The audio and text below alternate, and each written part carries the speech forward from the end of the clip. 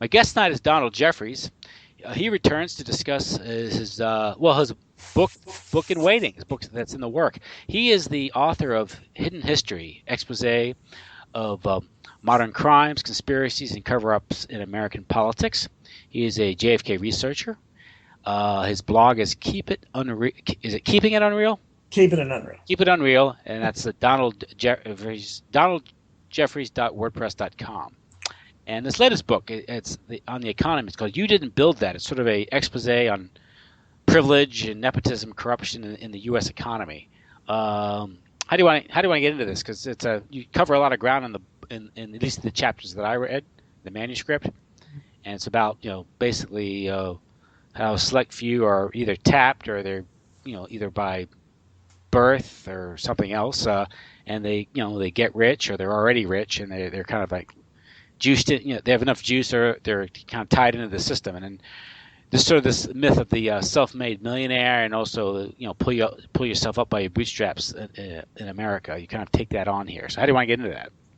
Yeah, that's you described it pretty well. I mean, it's what I hope readers will come away from it with is that the idea that the entitled or people on welfare or something is about as inaccurate a myth as possibly could be. The most entitled group in the country, unquestionably, are the 1%, and the wealthier you get, the more entitled you are. And if you read the entire thing, you'd see the book goes into that later again, where it's just unquestionable the entitlement mentality, which we think of. We think of someone being on welfare, getting handouts when they're getting a pittance, is among the people at the top. Where literally, as I point out in a couple of places in the book, where I think it would literally be possible for someone, if they're wealthy enough, especially if they're well known, to just walk around with no money in their pocket and literally get everything for free, because that's the way the society works. They get everything from swag packages if you're a celebrity, to if you're a football owner. You get the most corporate welfare anyone could possibly get by having your stadiums funded by taxpayers.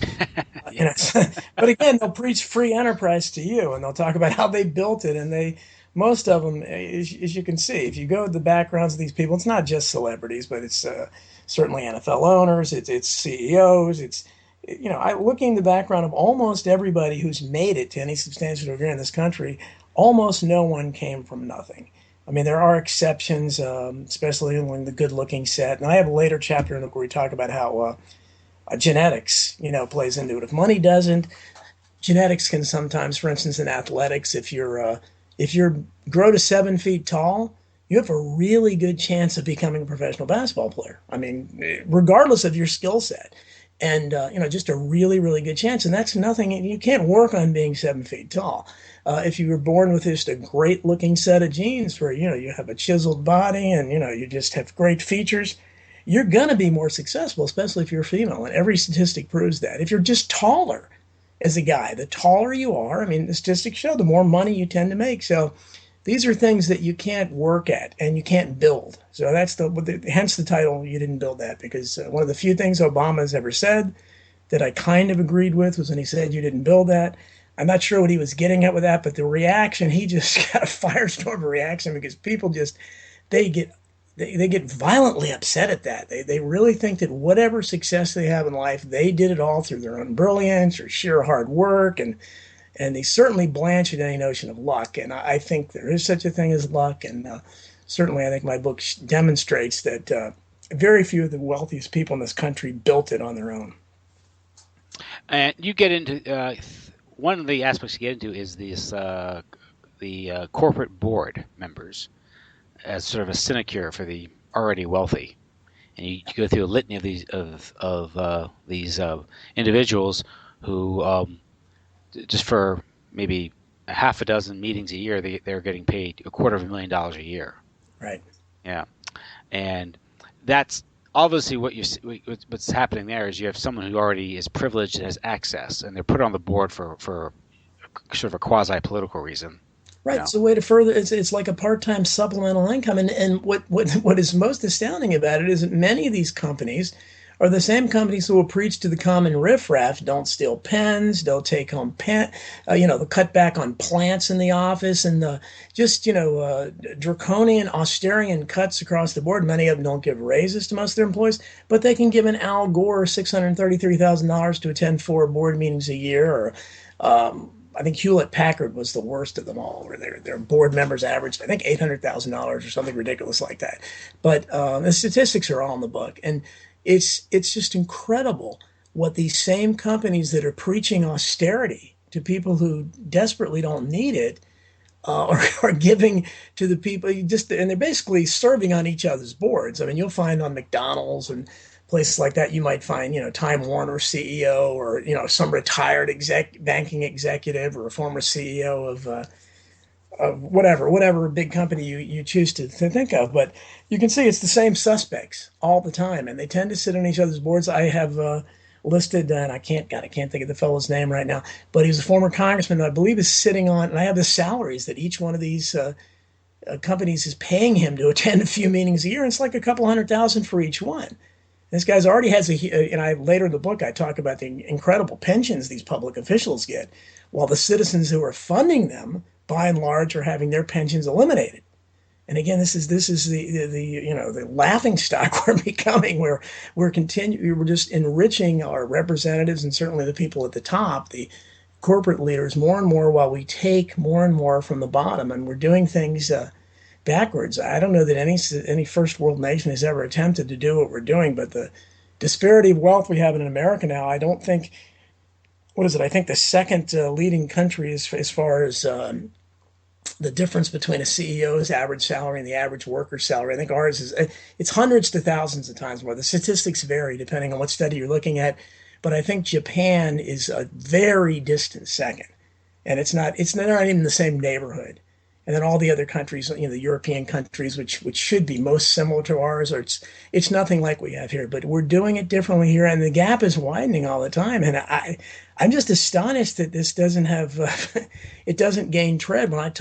When I talk to people about this, a lot of them just give you a vacant look. And these are the people that aren't getting raises either, and that aren't making the kind of money they should be making, and are falling behind, because just by not getting a cost of living raise every year, the cost of living is going up dramatically.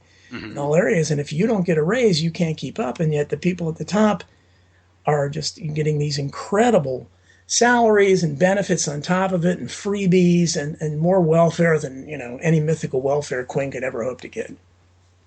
Now, what's happening here? It's almost like they're creating a breakaway civilization.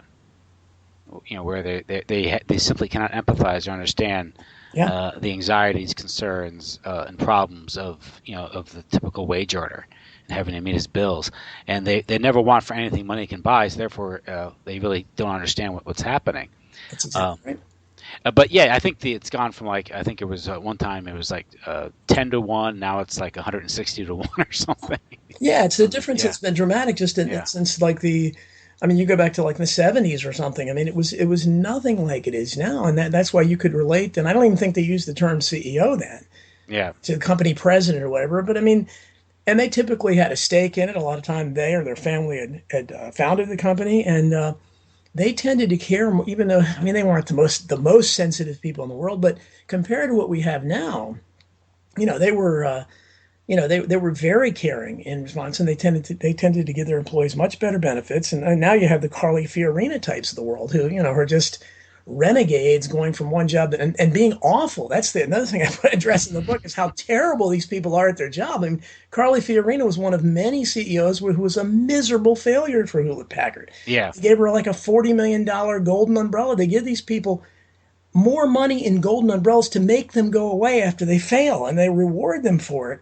And so there's no incentive. I mean, and George Carlin, I have a great quote from George Carlin in the book where he says, and I hope I get this exactly right, but he says, the rich, they say that, we need to give the rich more incentive so they'll invest and create jobs. As for the poor, they say, well, we've given them too much, so they have no incentive. So, and that's exactly the way it is. I mean, he just it encapsulated it beautifully, and that's exactly the way it is. Nobody wants to give people who are down on their luck the smallest break. And everyone resents it. Even the people that are barely above them in the pecking order. Maybe they resent it even more. Because when I talk to people, they're always looking, at they're somebody they saw at a grocery store that was buying something with food stamps they shouldn't have been buying, or their TV they have a TV they shouldn't have it, that kind of stuff. But they don't care about the NFL owner that's making you pay for a stadium when he's worth billions. And They'll actually they'll cheer for it. yeah, I'm getting a little I can hear myself talk. Do you have the volume up or that? No, I don't think so. Is that better? I turned it down a little. Hello? Yeah, hello. Okay, there you go. That's better. 'Cause Okay. I was hearing myself twice. It was like Okay, an sorry. echo. I don't know what that was. Okay, you just want to. Can you hear me? Okay. Okay. I can hear you fine. So Okay. okay. Okay. So yeah, they'll look askance or at someone using food stamps, but they'll think nothing of the new stadium that's gone up that they're paying for with the bonds, and also higher ticket prices and higher concession prices to pay for the Right. jumbotron. Right. Well, they got. I mean, I explained in the book how the Yeah, welfare queen myth was started by during Reagan's, I believe, first campaign for president, and they could never find who this welfare queen yeah. was. Apocryphal story. And Yeah. yeah, and people are still looking for that, and that's where they direct their anger at. One thing you point out in the chapter on the survey on corporate boards is that they always have the excuse that it's a very hard job, Yeah. but they only work like a couple hours. Yeah. But not only is it incredibly difficult and draining on one's time, they'll serve on multiple boards. Yeah. So Exactly. So what are they? I mean, I think Vernon Jordan was on, I believe it was 10 boards.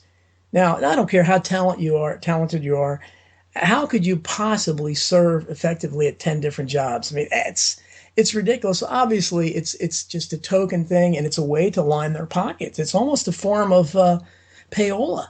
I mean, really, I mean, because a lot of times I go into the book, I can't remember the name of the company, but there's a company that sends its board of directors every year on like a 2 week vacation to some nice spot in the world, and that's that's part of their meeting. It's Mhm. they're just constantly rewarding people, and we find over and over again, and I refer to it often in the book.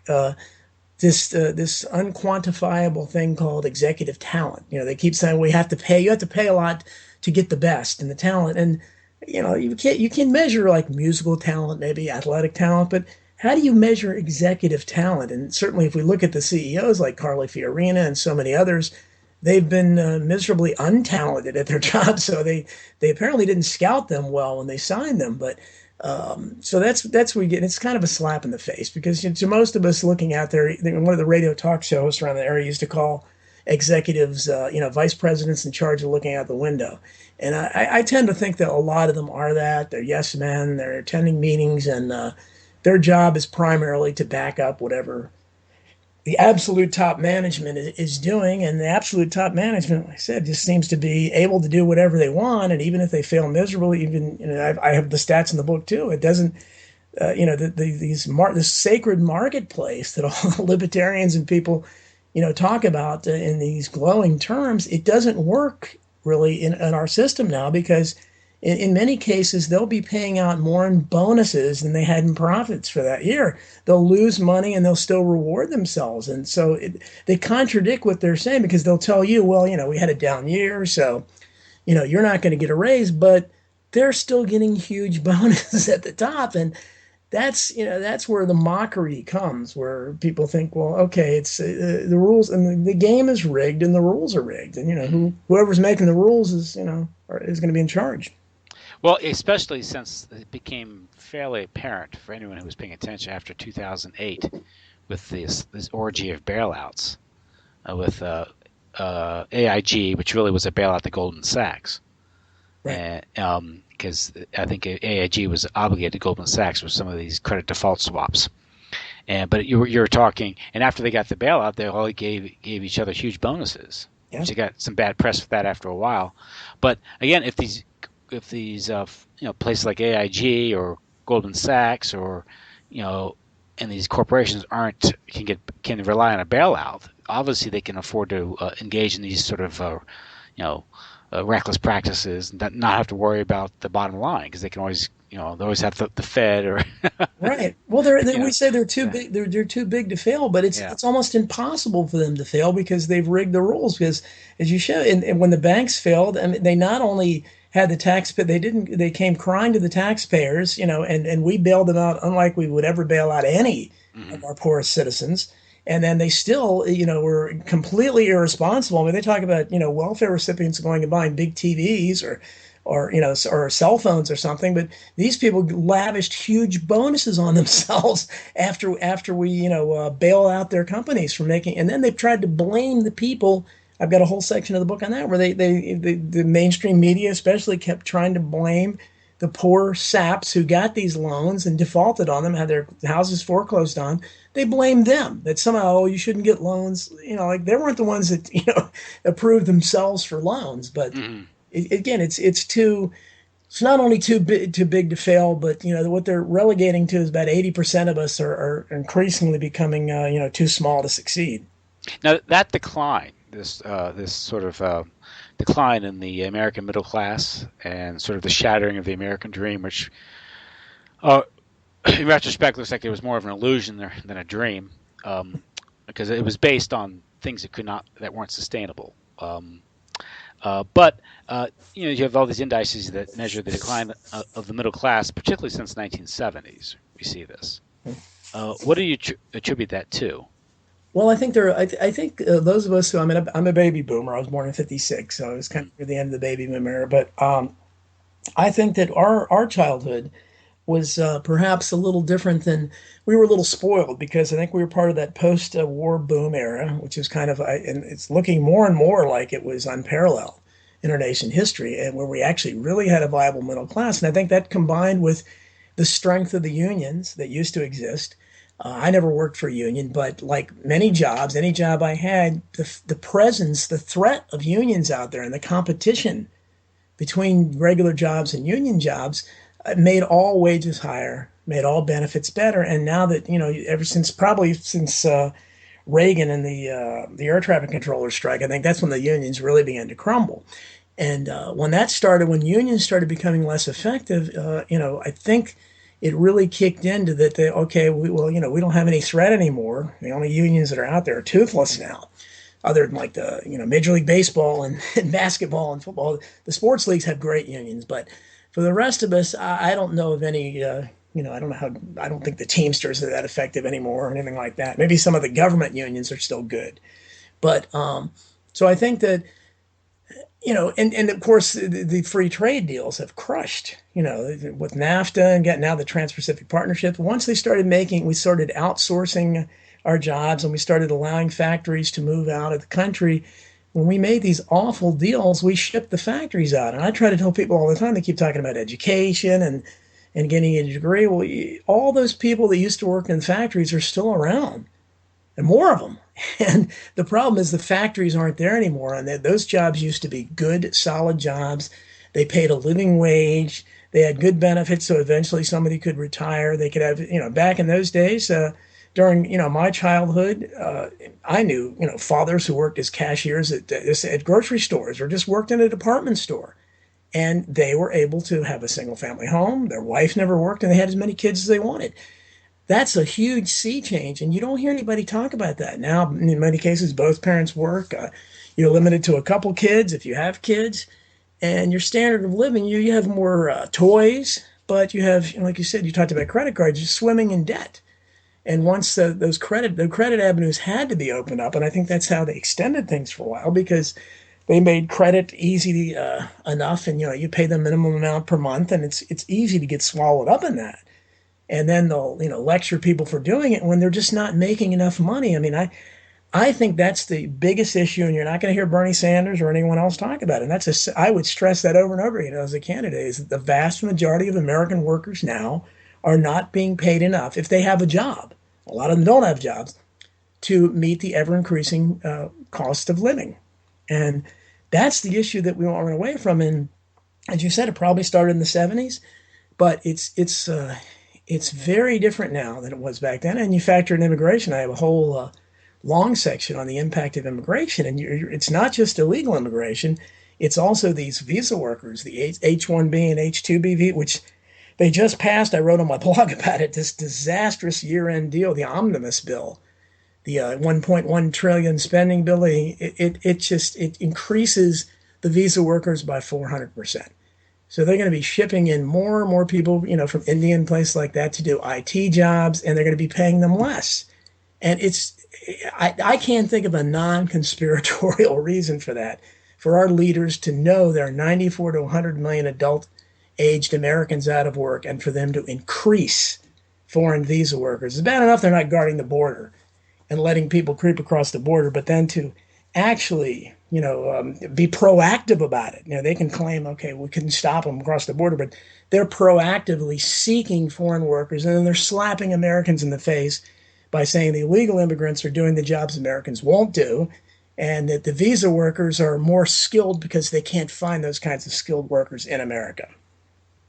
Are you familiar with Professional Daryl Hamamoto's work? Uh, He I've wrote, heard. I think I saw him. I believe he's been on Alex Jones before. I think I saw him. yeah, Yeah, yeah. in his book Servitors of Empire. It's particularly about the about Asian Americans Hmm. and how the Asians, and he also by the Asians he also means sub-Asia, like India, Right, right. Pakistan, how they are ideal worker bees for the New World Order. Yeah.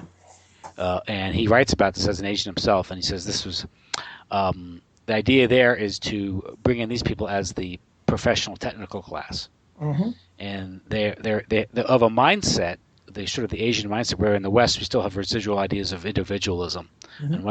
Western philosophy, and his theory is the Eastern mindset, and also the notion of how you get ahead in America if you're an Asian American is you go to work for big corporations and you leave the family store Right. and you leave the trade or the thing that paid for your education and you go off to work for some you know huge corporation.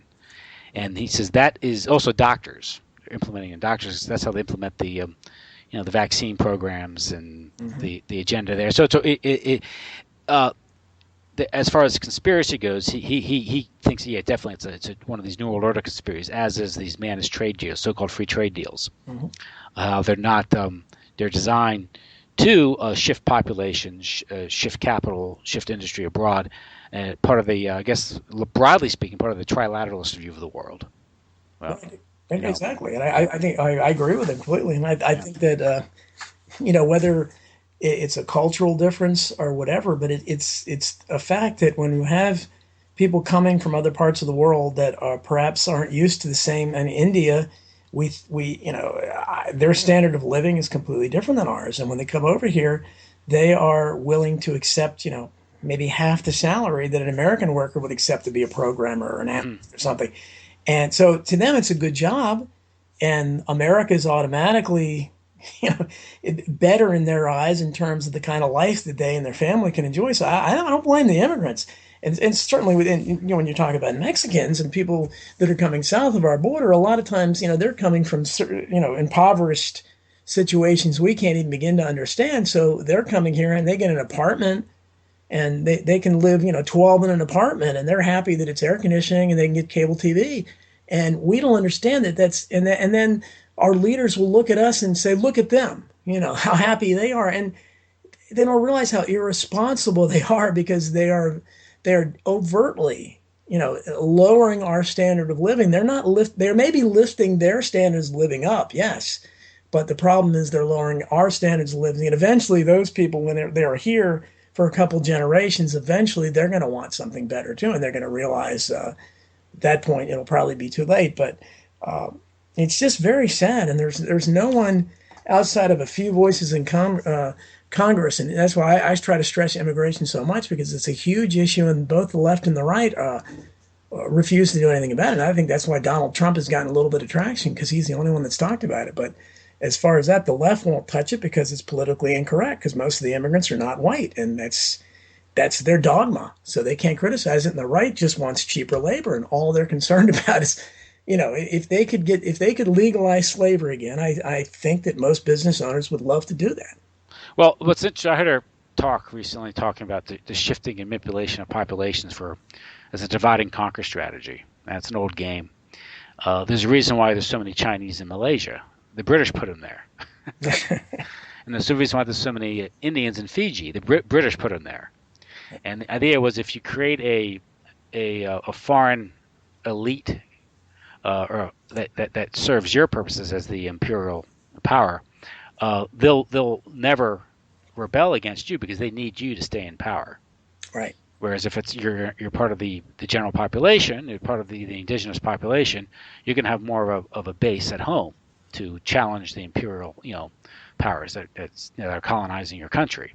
That's an old game, and what's going on in Europe, I think, is indicative of that strategy with this introduction, this mass migration into Europe. There, these people coming from the Middle East that are being forced out by the wars that are being conjured up by the Anglo-American, powers in the Middle East. Exactly. They create the situation, and then it's left to the countries to absorb them, and they react.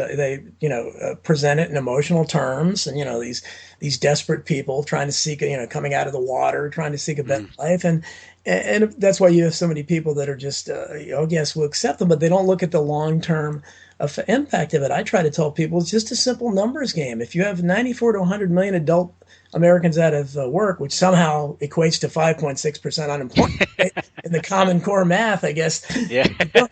Somehow that, the last thing you need are millions of more people flooding the labor markets and trying to, even if they weren't lowering the wages, which they are, because they will work for less money because their standard of living is being raised while ours is being lowered. But we touched on earlier, as long as virtually, and I touch on this in the book, and anybody with any kind of influence at all in our society now, whether it's a mainstream news reporter, certainly a congressional representative, any kind of business CEO, they all are doing so well that they can't understand the problems that the vast majority of us are facing. So it doesn't affect them. More immigration, they're not going to have an H-1B visa worker become a vice president of a company. They're certainly not going to have one become a CEO.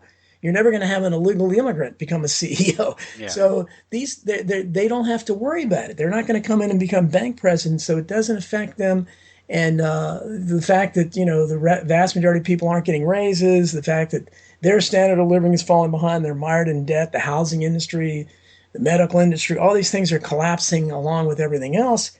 It doesn't impact them because they're doing fine. And so the whole thing, they're doing fine, their children are doing fine. And as long as things don't collapse and they can't see past the tip of their noses, they think you're a conspiracy theorist if you say it's going to collapse. I was reading earlier tonight on one of my conspiracy sites that I go to that it was running a mainstream story that now they're talking about the richest 20 people in America have more money than the bottom 152 million. And there's so many statistics like that how do you have a viable economy with that kind of concentration of wealth? I mean, the money has to be out there for people have to spend it. It has to circulate through your economy. It has to buy your goods, whatever goods and services are still left there, even if you're importing them all from other countries, which we pretty much are. You have to be able to buy things, and that's the problem, is the vast majority of people are eventually going to be completely tapped out.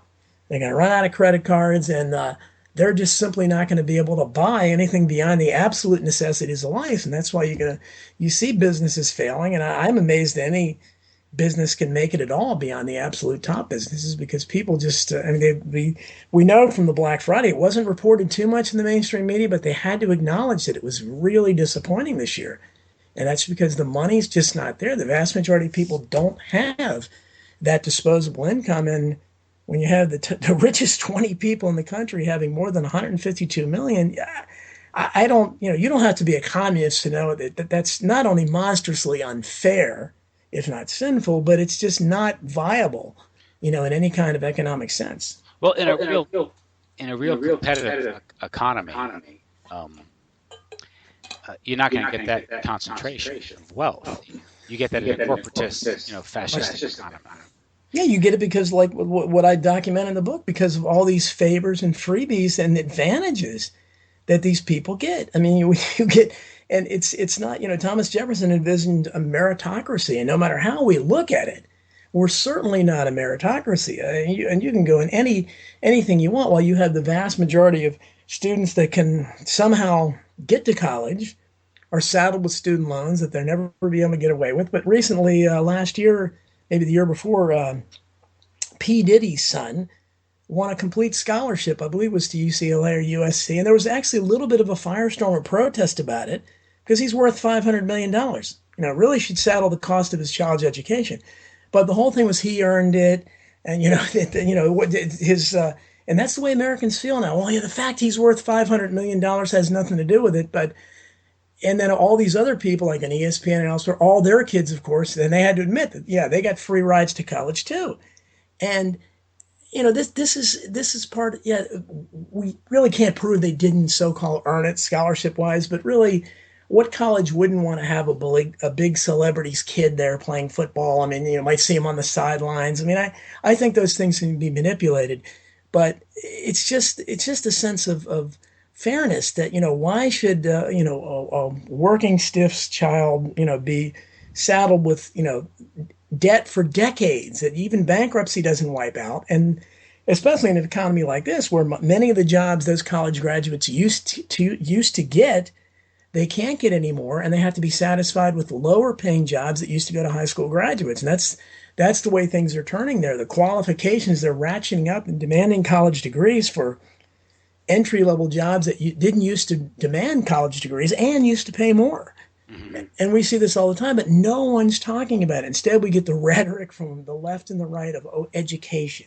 Let's invest in education. And I've tried to say many times, okay, let's go to the logical conclusion here. Let's say somehow, in a perfect world, everybody has a Harvard or Yale education. Every young person in the United States. So then they become worthless. And so the more degrees that are out there, they become worthless. And again, you run back to the fact, where are all those people that used to work in the factories? How are they supposed to live? So unless you want to have a big eugenics fest and just eliminate all the weaker and the less able in their eyes, the ones that are flawed to some degree, you have to have some kind of way of those people earning a living or providing a living for them if they can't earn it themselves. But again, they don't want to give people disability insurance or anything like that. And in the same breath, they're okay with these corporate mavens just making out like bandits with millions of dollars in freebies and not paying their taxes. And I believe it was I had the stats in the book. It was like one year recently, 2009 or something like that. I believe it was 200 and God, what was it? It's some huge amount of Americans that made over $250,000 a year that paid absolutely no income tax at all. And that's the way it's rigged. I mean, it's rigged where everybody knows that the poor, but you'll still have the nonsensical Rush Limbaugh type saying, yeah, the rich pay all the taxes. Well, they have all the income, so theoretically they should be paying more taxes, but it doesn't work that way in reality. Yeah, well, the income tax was a big scam. So I'm getting a little feedback. Again there. Oh, are you getting okay? I can hear myself talk. That's how about now? Is that better again? How's that? Okay, that's good. Okay, good. Okay, sorry. The income tax is a good example is John Kerry's wife, Teresa Heinz Kerry. Yeah, paid no income tax because she had no wages, but she. Well, and that's what happens. That was foundations and tax-free foundations, things like that. And that's recently Mark Zuckerberg made the news and claimed he's giving away 99% of it. He's just creating a foundation, his own tax, and he's funneling it all through so he doesn't have to pay capital gains taxes or other kinds. And but they're portrayed as being humanitarian. Mm-hmm. It's like, Bill Gates is portrayed as humanitarian. This guy has his foundation set up, and I've looked up the salaries. It's unbelievable. The amount that is paid for this alleged charity, and I have a whole section on that hidden. Well, that was great that your part on charities was just, it's just. Yeah, I blanch now when anybody talks about giving to charities because they tug on your heartstrings. I say, if you want to help people, give directly. Go directly to the poor because unless it's like the Salvation Army, that's a good one, but there are so few. If they're paying a CEO $500,000 a year, something's wrong because that's executive talent. Yeah, well, that's true. They do have to have that executive talent, and that's the thing. Is it's not easy, and we run into that. I have several quotes from people in there. You have to pay to get the talent. No. It's like if I'm betting 150 in the major leagues, pay me 10 million a year. Oh yeah, I mean, I have a whole section on the athletes there. It's amazing. I think it's a Major League Baseball player qualifies for a pension, a full pension. I think it's after 45 days. It's something unbelievable, and their pension is better than 90% of the workforce is going to get. And it's just so. And that's the thing. And you look at athletes or something in the even as recently as say the 50s or something like that. A lot of them were working part-time Yeah, jobs in the off season, and fans could relate to them. They were part of the community. Now, again, they're set for life if they're in a league for any period of time at all, and it's just. And I point that out in the book. Is that the way society run? Should somebody who is genetically lucky enough to be born and to be a great athlete, almost all of them are going to have size, and you just can't control heights. I mean, yeah. so if you're 6'5" to 7 feet tall, and you have the body frame to carry that weight, I'm not sure how much talent you have, but it's mostly the size that drives it. And just because you happen to be good at a game, involving balls and running and jumping, what kind of a marketplace is rewarding you so lavishly, more than a teacher or even brain surgeons don't make as much money as most athletes do. So I mean, does that seem logical? Is that the kind of marketplace that we really want to worship? It makes no sense to me, and that's why I really blanch at the Ayn Rand type of blind allegiance to this marketplace. The marketplace can do it wrong, because if this book proves anything, it's that the marketplace really, our marketplace currently, really isn't doing much at all right. Well, it's hard to sort out what is generally like a free market as opposed to like capitalism. Right. It's rigged because the moment somebody makes a lot of money, they become what they call a political entrepreneur, and they Mhm. start to purchase politicians or seek to control the regulatory process, hire lobbyists, and some will say, well, you really can't blame them because they're just trying to get along with the system. But that's what the Rockefellers did. As soon as they made a Right. bundle, they were rather ruthless in the oil industry, but at least at the time they were just ruthless with their competitors. Right. Arguably, you could say, well, then the consumer was helped by that, and I don't care if Rockefeller put out of business some his competitors. But then he got into banking, got into politics, opened the foundations, started And remember, changing. John D. Rockefeller's, credo is competition is a sin. Yeah, He's the arch capitalist. is a sin. Yeah, exactly, is a sin. And I think they all, around the turn of the century, him and Harriman, the DuPonts, and Yeah. I think they're all kind of working for the Rothschilds at some point or another. And they decided you cartelize everything, and you take over education, you take over medicine, you take over, and you start to in the name of philanthropy, by the way. Yeah, and that's what there really isn't. The Yeah. theoretically free enterprise is the way to go, and I support that. But the problem is, I mean, if we've ever had free enterprise, we haven't had it for over 100 years, and No, no, no. it's It's become monopoly. increasingly consolidated. But the days when you could go and start a little mom and pop store and this, I mean, that sure, that was the backbone of America for a long time, but it's not that way anymore. I believe the stat is 90+% of small businesses fail in the first year, and you hear politicians constantly pay homage to small business this, small business that. And I have the stats in my book. I believe it's 7% of Americans make their money, from a small business. So it's a very, very small percent, and most of those fail in Yeah. the first year. So for them to be catering to that, they're really catering to their big business buddies. And if you say small business, it sounds kindler and gentler, and people relate to it better. Just like they refer to everything as middle class. I mean, clearly, if you're making $50,000, you're not in the same class as someone making $200,000. No. No matter how, but they'll kind of lump you together when I mean, you've got four times the income, so you have four times the buying power. You can lead four times the quality of life, because money can buy you almost anything. So Yeah. it's that's the problem. Is I think is they misstate. I mean, they claim Bill Gates came from middle class. His father was president of Planned Parenthood. His mother sat on the boards of directors at several banks back in the days when mothers were home baking cookies for the most part. They weren't out in the business world. She was sitting on the boards of directors at banks, and I believe he had one or two grandfathers that was a bank president. So, but they'll tell you the myth is he came from middle class. So if that's middle class, there's not many of us that have ever been middle class if that's the case. And as you all know, the certain tech firms have been selected by the, shall we say, the cryptocracy to succeed because their platforms are being used for surveillance. Sure. Like Windows.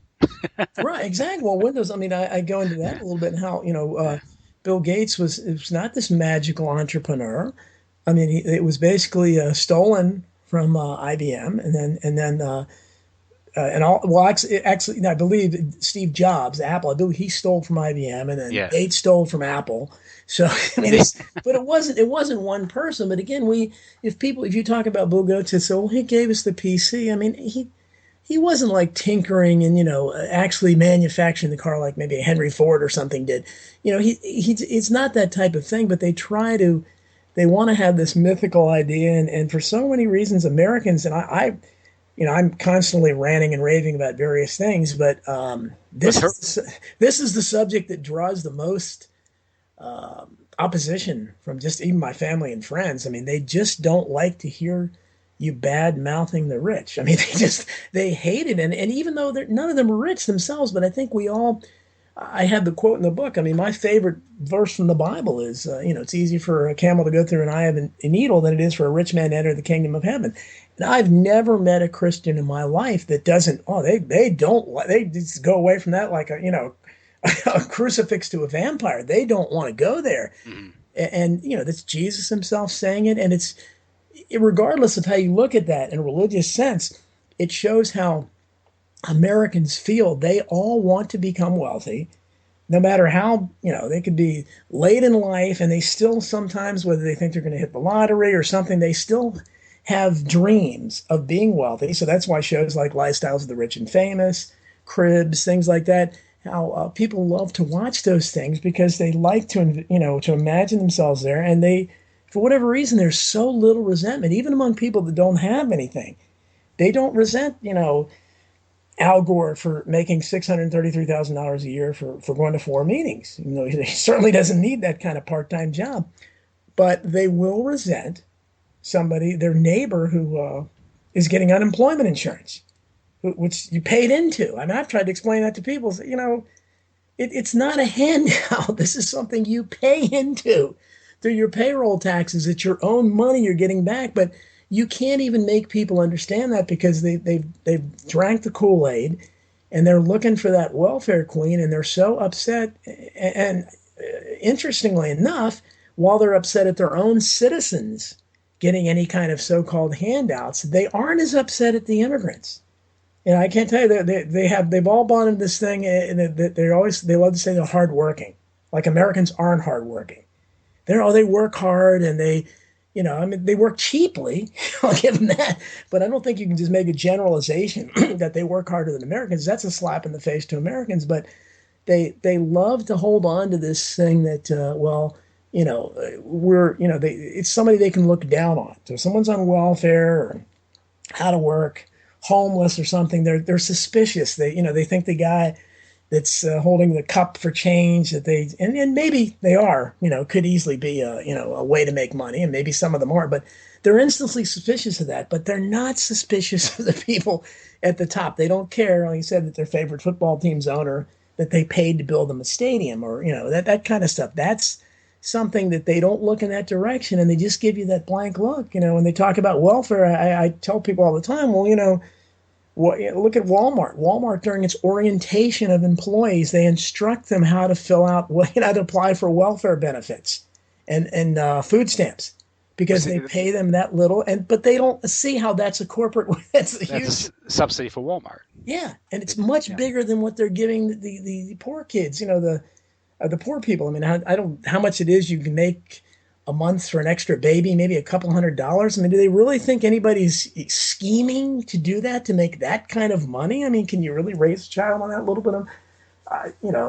they may take advantage of it to the extent that they can, but I don't like to see anybody, maybe getting something for nothing, but I don't know why we object so much to giving something to the people that have nothing. If it has to go to anybody, it should go to the people who need it. But for some reason, we want to keep giving it to the people who least need it. And it just makes no sense. I think it was Catherine Austin Fitts was in a radio show one time. She was talking. She was at a meeting, a finance meeting, and she was a former director of HUD, Mhm. and she's also was involved in investment in Wall Street, and she worked for Dillon Reed and Company, and became a kind of a whistleblower, massive corruption. And I might want to get into that a little later, talking about massive. I mean, talking about hundreds of billions of dollars in theft, but by a select few. But she said she realized that it now became apparent to her that the richer you are, the less obligated you feel to pay your debts. The poorer you are, the more obligated you feel to pay. Yeah, well, Barbara Ehrenreich, I believe it is. Yeah, I can't remember the name of the book. She wrote, I think, on getting by or something, but uh, getting by being poor in America or something like that. But nickel and dimed or something. yeah, I think so. Yeah, Yeah, and what she did is she went undercover and tried to take low-paying jobs, and her conclusion was, and I think she said it like this, that it costs a lot of money to be poor in America, and it really does, because she talked about how just trying to you had to have transportation to get to work, and how you had to work around when you have these low paying jobs, you have to, you can't make phone calls on the job. You can't do things that people with good jobs can do. You yeah, can't take long, have to come right back after your 30-minute unpaid lunch break or whatever it is, that you have if you get a break. But, if you have, on the other hand, at the other end of the spectrum, you have Google, where Google pays most the employees that they're paying six figures, over $100,000 a year. They get free haircuts. They get free. They get free meals. All three meals are served around the clock by an on-site organic chef. No GMO foods for them. Oh yeah. That's for the riffraff. Well, they're part of the New World Order, so Exactly, and they have nap pods where they encourage them to take a nap during the. You try being a janitor and nodding off for 5 minutes on the job and see what happens to you. There's no nap pod. You're doing physical labor. They have exercise facilities on site. So why should somebody making six figures? Why should he get the handout of a free haircut and a nap pod, where the poor stiff that's making nothing, might be fired for not having a proper haircut, for all we know. And that's the kind of thing, the dichotomy between, it's such a glaring thing between the way the people at the top live and the freebies and handouts they get, and the people at the bottom, anything they get is considered a handout. And we see this in the minimum wage argument too, where it's generally, it's just accepted, especially by conservatives, that when someone talks about raising the minimum wage to still a pittance, every time they do, they talk about, well, they're just going to pass that cost on the consumer. They'll raise the prices. But somehow when they keep increasing their bonuses every year, their executive compensations are through the roof, somehow that doesn't affect their prices. And those prices aren't passed on to the consumer. But no one's there, because the left and the right both agree on it. The Bernie Sanders, his idea of soaking the rich is to increase the payroll tax, which is essentially the first $119,000 of income. Most aggressive tax out there. Yeah, it is. And no one talks about that. Why is the left not talking about that? But they don't.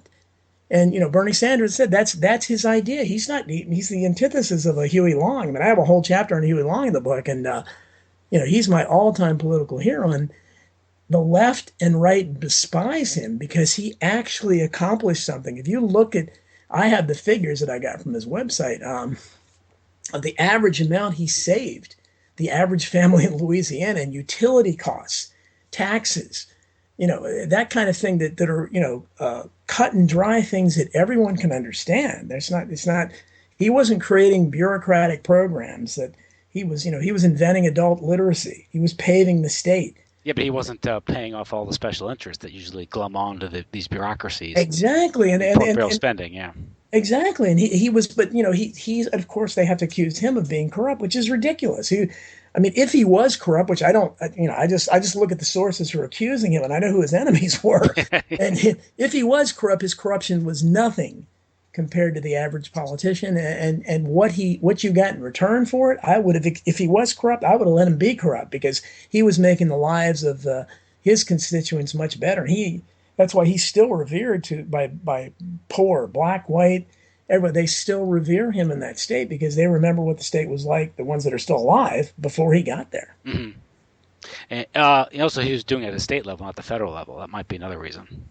And that's why I Yeah. believe I Yeah. go into his assassination quite a bit. I believe he was assassinated by the powers that be because he was going to run for president in 1936, and he went to the Senate floor. You can still look it up in the congressional record and talked about how the powerful forces, if not Roosevelt by name, he was alluding to it, were plotting to assassinate him. Well, I And can see how the elite might have a problem with the campaign slogan "Every man a king."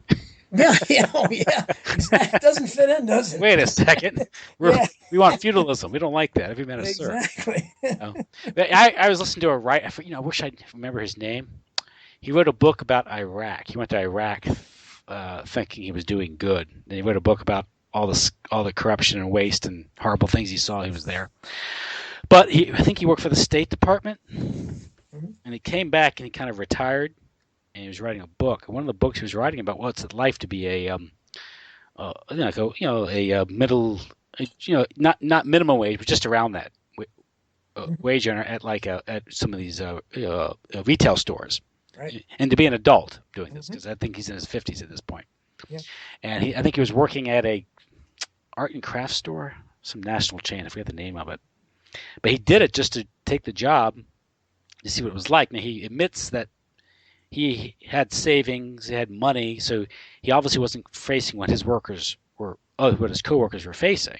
Hmm. And he admits that he couldn't, but he was trying to empathize as much as possible. So he didn't let anyone on that he, came from means that he had other options. He's doing this as sort of research so he could write. Hmm. And so he's working just as a little worker bee at this arts and craft store that sells picture frames and stuff like that, fabric and he has this one story where he's going about his daily task in an aisle somewhere, putting goods out or reorganizing or maybe cleaning up the aisle, and a college age girl comes up to him, asks him, where the picture frames are.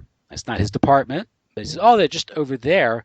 But the framing department isn't open yet. But you can get your own little frame. Just get over there. So she goes to look at it, looks at the frame. She really can't figure it out. So he takes the time to kind of show her how to do it, and he's trying to figure out himself how to do it. And so he's taking a couple of minutes, and she gets all impatient with him, and she goes, "This is why people like you have to work at places like this." Yeah. And he stood up and he said, "With all my eloquence of 55 years, I told her to f off." And the look on her face. Yeah. Then the manager comes over. And but his point was, is this what lack of empathy. Here he's going out of his way to help her, Yeah, and well, I have a chapter late in the book. I mean, you can yeah, get that part of it where it's called "Hating the Poor," and it's all about how we have grown. I mean, it's the poor are really uncool now. They're not hot.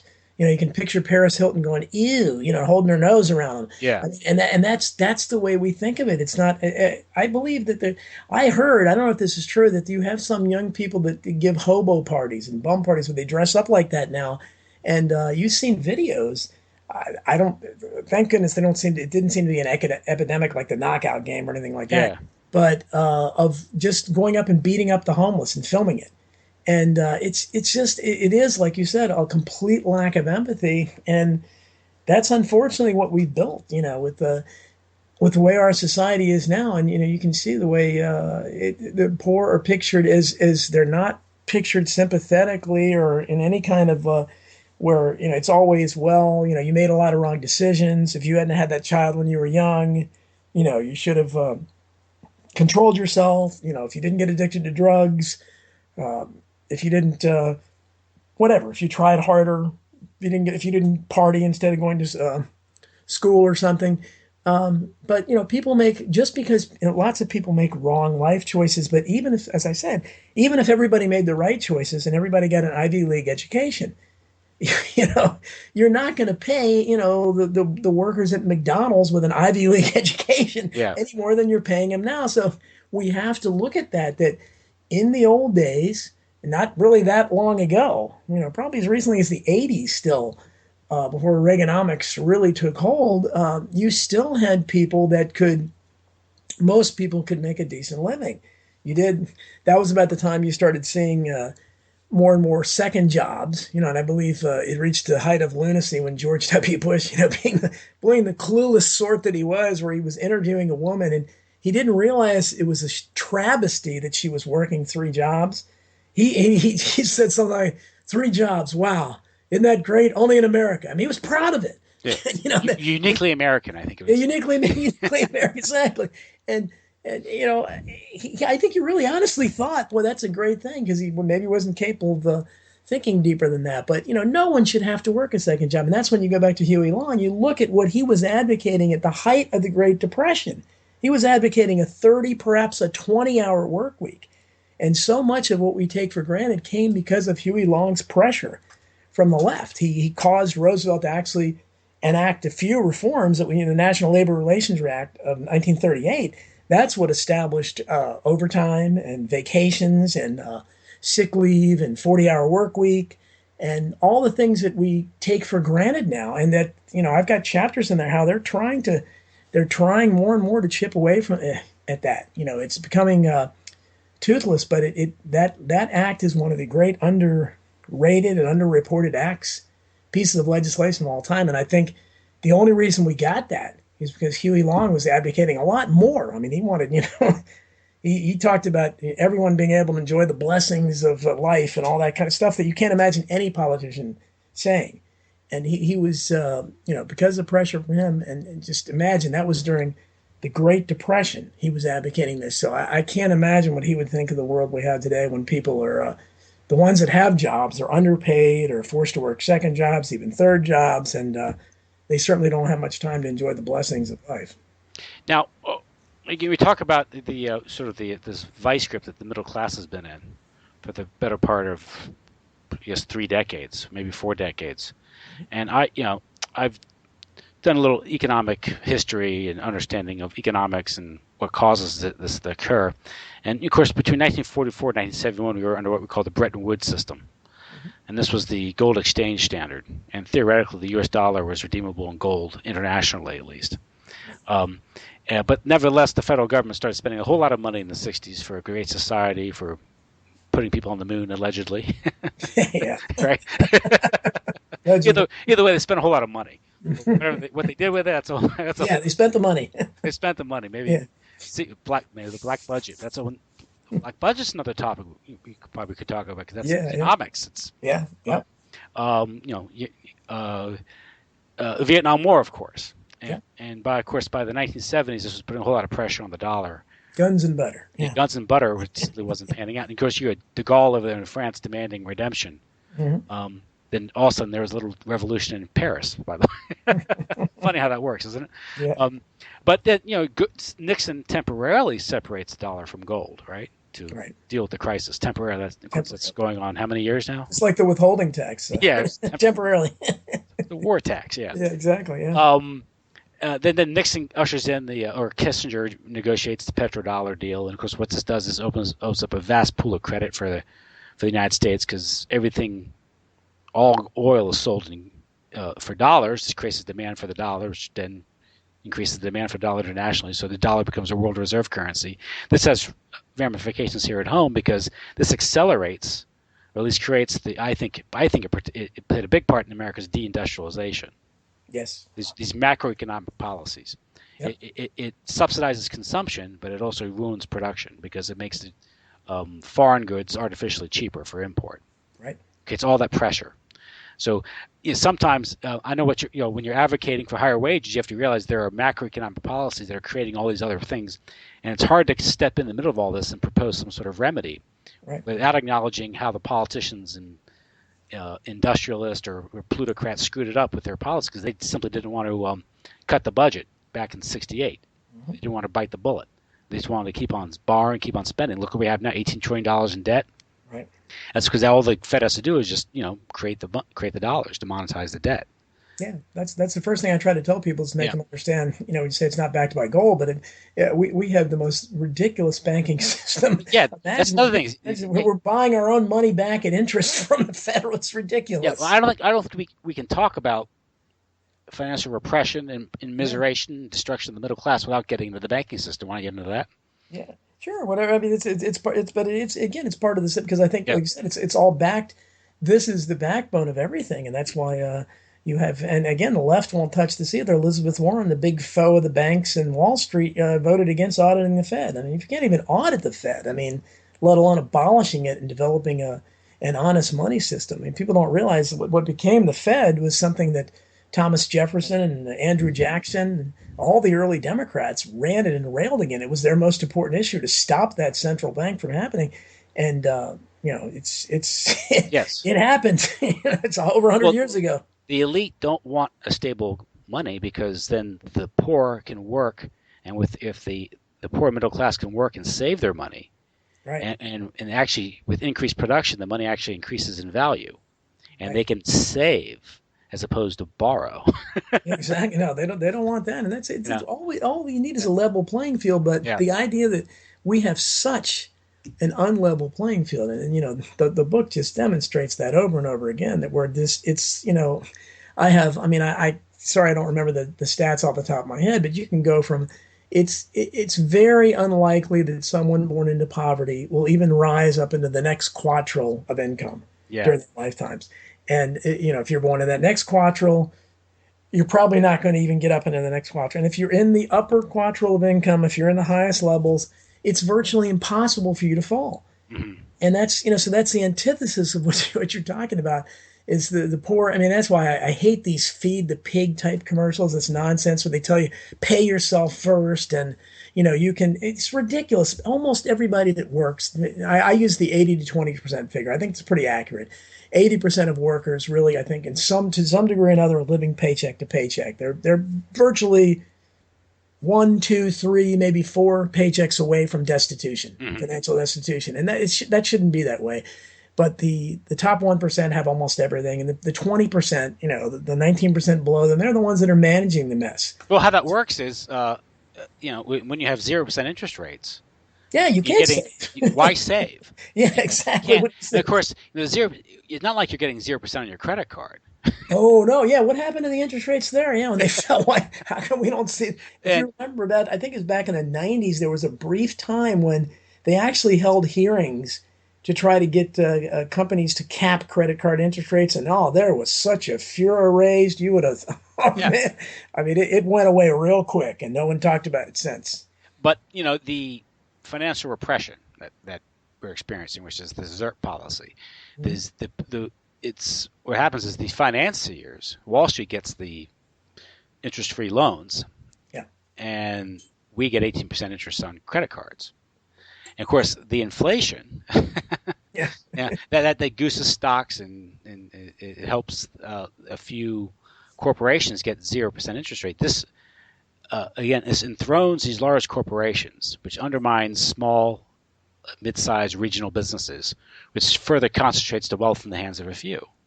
right. And it's the income to debt ratio. I've got the stats in the book where it's something like but again, the lower classes have the vast majority of debt. They hold the debt, and but where the people at the top have almost all the wealth, and it's just it's such a disaster waiting to happen.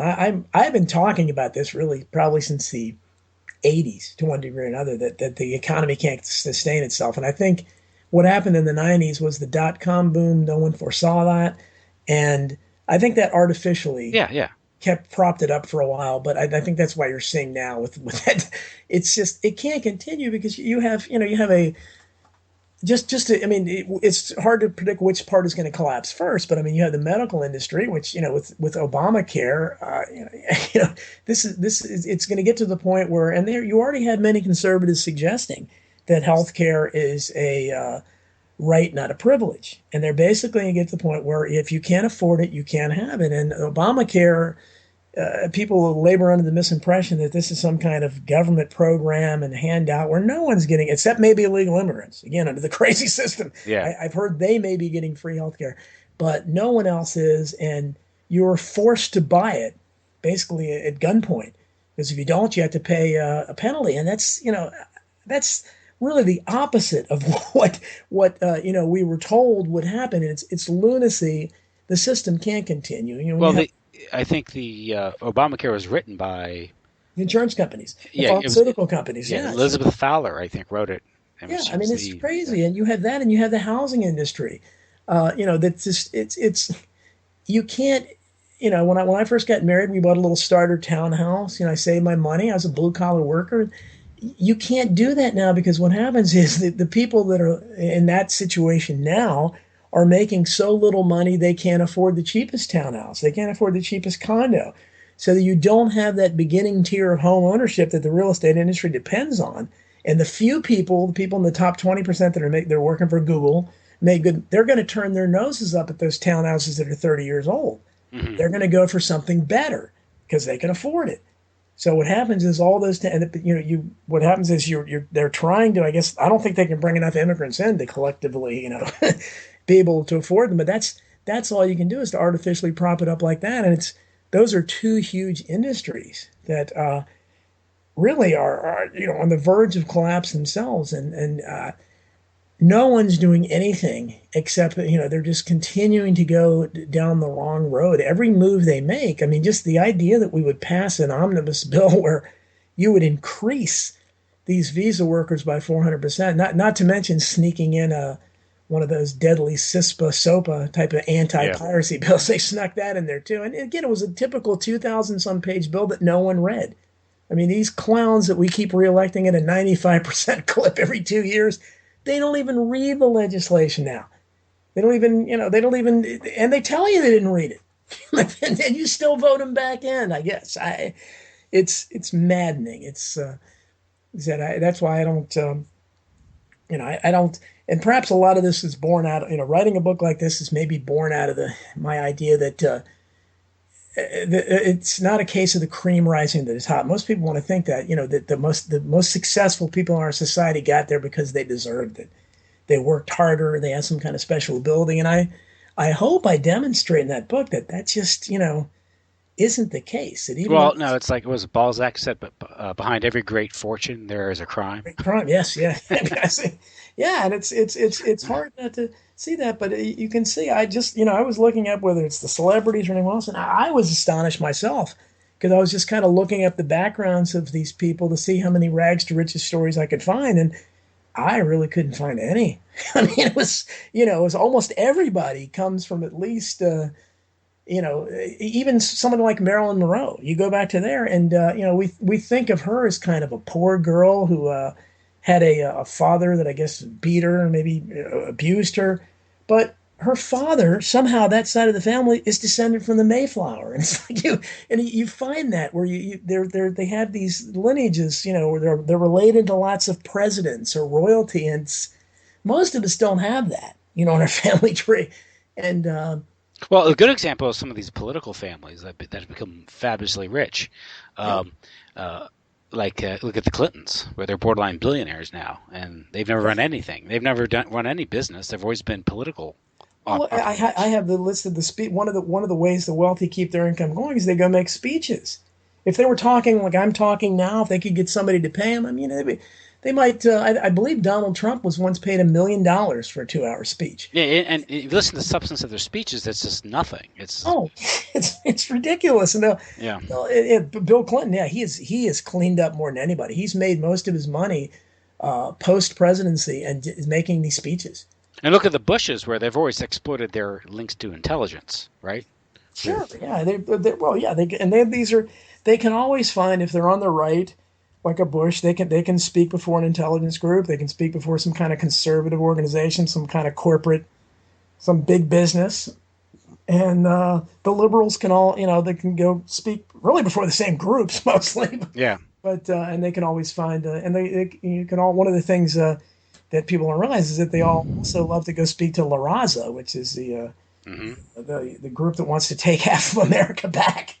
Well, and they're funded by the Ford Foundation, the Yeah, Packard yeah. Oh, yeah. Foundation. The foundations, boy, they're Because it's all about divide and conquer. They're about stirring up trouble, and that's like George Soros down there in Ferguson with his Open Society. He's doing the same thing in the Ukraine, exactly. That's stirring what. up trouble. Yeah. Yeah, they constantly get people distracted, and that's the advantage to have a smorgasbord of ethnic groups in the country is that you can have so much more infighting. And a good example, if you're a financier like George Soros, Hmm. um, you're going to get financial intelligence, like what the Fed is going to do, or what the Euro central bank is going to do, and you can short markets.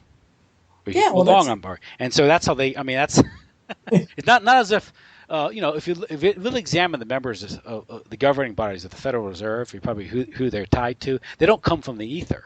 No, exactly, They come and from that's Wall Street. I yeah, mean, I and mean, that's the way the big wigs on Wall Street. That's what they always work on insider knowledge. yeah. They have, and it's a rigged game, and Oh, do they you remember try, the? It was AIG. yeah, AIG. Did I have that right? Yeah, AIG. And who was the president of AIG? Hank Greenberg, right? okay, yeah, He sat on the board of the New York Fed, which voted to bail out AIG. yeah. It's not a conflict of interest. Yeah, they're to say they're in bed with each other is the understatement of the year. You can just see there's such an incestuous relationship. I don't see any. The only competition you might get is, maybe some of the NFL owners really want to beat the other guy in their games, but even there, that's a socialist entity. They all share revenue. You know, NFL is not-profit. no, yeah, exactly. It's it certainly is, and it's amazing to me that people. But you just it's I don't know if and when this book is published, hopefully it'll be soon. That we'll see I how think what many we're people. dealing with is we're dealing with a regime, but people don't realize it's a closed system. This Mhm, is why when you detail this like rotating corporate boards, we're all getting paid hundreds of thousands of dollars just to really do nothing. mhm, Um, whether it's the NFL gets these huge subsidies, whether it's taxpayers building the stadiums and all this stuff. Well, the NFL plays an important function for the regime. It's breads and circuses. mhm. It pushes the warfare state. Yeah. They're pushing whatever cause, whether it's gun control or some sort of whatever causes they Mhm. fancy, they'll push. So Wear when pink for breast cancer yeah, month. Yeah, exactly. Yeah. which Yeah. is really that's funding for Yeah.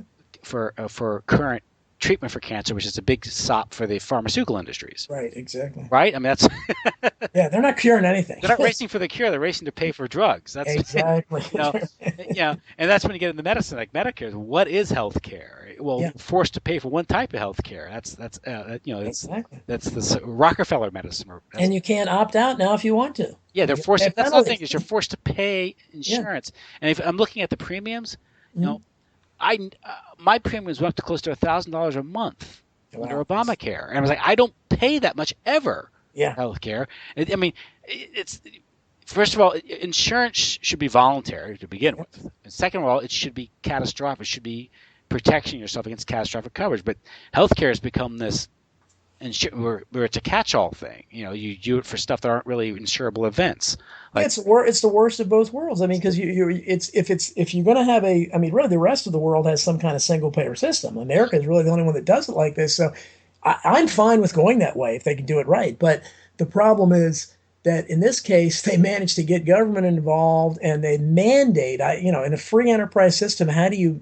There's never been a product ever it's a that you tax. forced. You have to buy. It's Exactly. a tax. Yeah, exactly. We know how Exactly. that happened. John and Roberts, NSA called up. Hey, we got tape of you talking to your boyfriend. Yeah. That's the rumor. No, but I'm saying is his vote switched on a dime, Yeah. inexplicably on that Well, thing. that's really what we've become. We've become, I think, I talked a little bit about it in hidden history. Is that I think we've become we pay for a socialist nanny state, and we get nothing in return. We don't get the benefits that typically a socialist state gives you. We go to England, Canada, places like that. Um, Everybody I've talked to in this countries, I mean, it's much easier to get in and out of clinics and everything. It's minimal cost if anything, and we pay more taxes, I understand it already, than those countries pay for their healthcare system. So I don't know what we're getting in return. It makes no sense, and really we had the worst of both worlds there. But I think that's the way it is with everything, where we pay these, we are taxed quite, more than enough, but we're not getting, our roads and bridges aren't maintained. We don't, they're not plowed when it snows. Our power grids are antiquated, desperately need to be updated. But we, you don't hear anybody talking about that. Instead, all they can do is talk about bombing some other nation, or they're Well, constantly. that creates a market for all those bombs. Yeah, exactly. Sure. And what are you going to do? You have to. Well, that's what I've always said. If they developed a cure for cancer, what would happen in the medical industry? If they allowed alternative energy to come and you didn't need gas and oil, what would happen? Good God, I have a whole bit on the profits of the oil companies. I mean, it's unbelievable. You want to Someone get just told me that you shouldn't call it the oil industry, you should call it the oil cartel. yeah. Yeah, yeah. So, It's mind-boggling the numbers well, you get. that's why they went after hemp in the 30s because Sure. they wanted to protect the interests of the petrochemical industry, and they Yeah. Dow and hemp could be used to make all types of products, whether it's Yeah. clothing or packaging. Yep. I mean, non-poisonous bottles, as opposed to the plastics we use. But I think what happens is, and this gets conspiratorial, but that's the way these people think. This is how billionaires think. They think the long term. It's called a business plan. I Yeah. don't like the term conspiracy, but the downstream profits from everyone getting gradually sick from their products works. Yeah. You mentioned people at Google eating non-GMO foods, but maybe they're in the know there. They know something the general public doesn't know, that maybe you shouldn't eat Sure. these corporate foods. Yeah, well, exactly. The people at the top. I mean, this is these are there's one rule for the riffraff and one rule for them. I mean, they know about the poisons. Yeah. They're not going to eat it. They just don't want you to know, so they're not labeling them. And that's the awful part of it here is that and it's just you just wonder how much people can take. I mean, at what is there ever going to be a tipping point? But I don't know that there ever will. I mean, because I think people are said when I talk to people about this issue, they are, I don't know whether it's they're just dumbed down, they're beaten down, but they just look at you and I've talked to people about redistribution of the wealth, and they invariably say, well, who's rich? Everybody richer than you, and clearly, I'm not suggesting that. When Huey Long talked about his plan back in the 1930s, he exempted the first, I believe, was the first $10 million of income from taxes completely. And that was in the 1930s. He was coming up with a working model to do it then. And, $10 million then would be like, what, I don't know, 200 million now? So I don't even know what it would be. But clearly, you could come up with a system where you would go after the absolute top people because that's where the wealth is. And there's no other way to do it because there's only a finite amount of money. And the problem is if you inflate the money supply, the more money that gets produced, because the system, the way it works, the way the rules are, it's just going to gravitate again up to the top. It's going to be sucked up like a vacuum cleaner because everything in our society channels it upwards. It doesn't trickle up, it flies up. Yeah. And there's nothing trickling down. But until we rearrange things into something saner and fair, until we make it so you talk about a minimum wage. I mean, to me, at big companies there should be a minimum wage tied to a maximum compensation package, because otherwise it's toothless. If you're paying your CEO $6 million a year, okay, then you should be paying the janitors 50,000. And it should be tied to something like that. But then you get into so much state control, so it's a Yeah. it's a hard question. Well, how do you start creating a stifling, corrupt bureaucracy is what we're stuck with today too? Because Yeah, if you look at the overhead of the bureaucracies, these supposed government welfare programs, the overhead and bureaucracy, and the corruption. I mean, I mentioned HUD. HUD supposedly they're supposed to guarantee affordable housing to the working poor and also the poor. right. But Catherine Austin Fitts discovered back in the early 90s that it was being used to launder and billions, not only just to embezzle billions, like $40 billion out of HUD, but also to launder drug money. Of course, this was organized crime and the CIA involved in this. Right. Yeah. And there was an episode of The Sopranos where they were involved in that, using HUD as a so these bureaucracies are that's not are problematic. Yeah. But again, this is another example of you're trying to develop a remedy for something for decades and decades of all types of distortion and deformations that the rich have imposed on the economies to create various cartels. Yeah. Oh, it would be. I mean, it would be very difficult. But I mean, you could start. I think at the the easiest level, you could stop flooding the market with immigrants. That's very easy to do. That's a social engineering program. Exactly. Yeah. So you could just have a sensible immigration policy. Good examples. You mentioned the visa workers coming in. Yeah. Who's paying for their passage? Well, they're giving bonuses, exactly, and they're paying bonuses to companies that hire them. I mean, my latest blog entry has all the madness in there. It's ridiculous. Yeah, but you see, the corporations that are doing this, Yeah. they're working with the government. They're negotiating some sort of kickback or subsidy, or at that level of finance, money means nothing, by the way, to them, Right. because they create the money. It's called New World Order money. Yeah. They can get whatever money they need to pay for that. So Yep. ordinarily, sheer distance and expense would limit the ability for these companies to play with the populations like this. But they're not doing that. They're relying on NGOs, people like George Soros outfits, or they're relying on these grants from from the central banks. Right. They just write them a check, Right. and a digital check, and they're able to. They're going to pay for all these operations. We pay for through less, I guess, depleted job opportunity and also inflation because the money gets out there somehow. Right. And so again, the level of distortion in the economy is so widespread. It's very difficult to sort out. Oh, it is, but the problem and I talk about shared sacrifice quite a bit in the book, where you hear that over and over again. And shared sacrifice means, again, getting more out of that 80%, because they never sacrifice anything. And the problem is, any real solution, no matter how you look at it, has to involve people at the top actually sacrificing, and they appear not to want to sacrifice anything. And so, no matter how you do it, whether they're suddenly taxed quite a bit, where their foundations are opened up and exposed for their practices, and the resources confiscated from them.